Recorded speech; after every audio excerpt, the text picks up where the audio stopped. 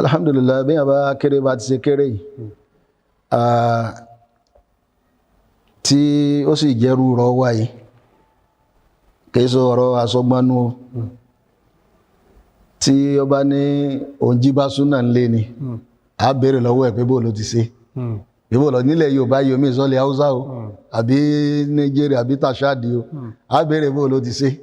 ebi yá sọ́pọ̀ ọ̀pọ̀ jí bá súnà ń lé ni sọ̀kòtí mọ̀ sípò bàbá wa tí wọ́n ti lọ tá a sọ pé bóyá súnà nábì kò fi bẹ́ẹ̀ taratara yé wọn ní àkàfàrà wọn mùsùlùmí náà ni wọ́n bọ́n tí wọ́n ti lọ́nu wọn pẹ̀lú ìgbàgbọ́ Ọlọ́run kó bá ní gba ìgbìyànjú wọn tí wọ́n ṣe kó bá ní gba ń bá dà fún wọn bá ní ṣàforíjì fún wọn kó tẹ́ wọn sáfẹ́fẹ́ rẹ̀ kó gbà wọn láàyè kó fi wọn sáyè rọrùn àwọn náà nípìnlẹ̀ tó dà báwọn kan bá ń dé tá a bá ń sọ pé ó kù báyìí ara àdúrà tí àwọn bàbá yẹn máa ń ṣe ń jọun òun náà ló gbà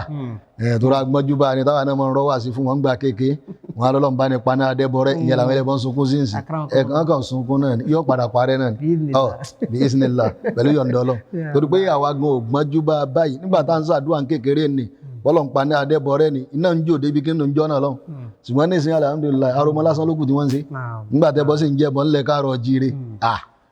ọpẹ́ náà níbi Ọlọ́run sìn wá dé nù Islam adúpẹ́ yìí ń fọlọ́m so báwa wá fẹ́ súnà nábì bá ní gbé súnà nábì ga wọ́n máa ń ṣe ládùú àjọ náà lọ́hùn so táwọn kan bá délé ní táwọn sọ fún àwọn bàbá wa lánàá ó kù sí báyìí ó kù síbi ó kù báyìí àwọn ìgbélé yìí síbi ó yan gbé sí eléyìí ò tó kò túmọ̀ sí fún àwọn yẹn ń sàrífín sí wọn o wọn sì bú wọn o bẹ́ẹ̀ wọn sọ ìyájú sí wọn o wọn sọ pé wọn ní gbìyànjú ṣùgbọ́n kò sí bẹ́ẹ̀ yẹn ṣe ní gbìyànjú tó àwa tí à ń sọ ilé nìyẹn ni àwọn kan ń bọ̀ wá lọ́la náà táwọn náà tó máa sọ fún wa pé ẹ̀yin yìí náà ẹ̀ tó ń gbé síbí yìí tó dáadáa ọjọ́ iwájú ìsìláàmù náà nù máa ń pè lọ́láre iwájú náà nù tó wáyé pé bó ṣe wà níjẹ̀ tán bàbá wa náà ló tún wà léni orin kí làbá máa kọ́ nísìn so torí ẹ̀ kọ́lọ́n kó gbàǹbàdà fún wa láìsí méjì ń bẹ ni bí a bá sọ pé súnà àwọn ẹbí wa ni ìrọ́lẹ̀ mi tí ń bá yín sọ̀rọ̀ yìí pa wọ́n jọ bí wa sí di pé àjọ ń da gbogbo ẹrú pọ̀ náà ni ṣùgbọ́n túrú àánú Ọlọ́run ìyẹn làkọ́kọ́ ẹlẹ́kejì inú ẹ̀ òun náà ni kéèyàn ò nífẹ̀ẹ́ sí ìmọ̀ bẹ̀rẹ̀ láti rí kí èèyàn ó máa tójú bọ tírà ni mẹ́nu ọmọ ìyá wa tí Ọlọ́run lò sí ní sábàbí òun náà lẹni tẹ́mi tẹ̀lé direct wọ́n pè ní Ballo Kutubi òun ti jáde láyé níbi ọdún mẹ́rin sísìn gafarallahu lahu wa rahmatullahi alayhi so tírà ni àjọ ń tà tẹ́lẹ̀ kó tó di pé òun ló wá padà kú díẹ̀ fàtẹ́ bá ń gbọ́ Kutubi Shaykh Abdul-Hakim Kutubi àtàrà Kutubi tìyí ni bàbá náà ti gba Kutubi tiẹ̀ torí pé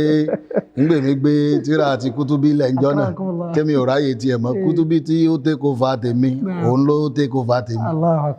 tó sì jọ wà pẹ̀lú ara wọn dáadáa ni ṣe pé bí tẹ̀gbọ́ntàbúrò náà gbogbo ọjọ́ sí tó náà fi jáde láyé àtìkíní àtìkejì kọ́lọ́n kó bá ní faṣọ àánú ẹ̀ kó bá ní dáàbò wọn eléyìí jẹ́ túrú tiẹ̀ tó ń gbà náà ó mọ àtìrà wá fún mi yóò lélẹ̀ kí n wo inú àtìrà tí àgọ́ sọ pé mo kọ́ lajú sí ọ̀nà ní tírà Sheikhuna Abdullah ibn Abdul Aziz ibn Baz rahmatullahi alayhi lọ́n kó bá ní ìfọ̀rún kẹwọn inú ní tírà àwọn táwọn sí al-aqidatu as-sahiha tírà pẹlẹbẹ ni bọ́dúbọ́ ti kẹlẹbẹ ni adátó yẹ ọdún ni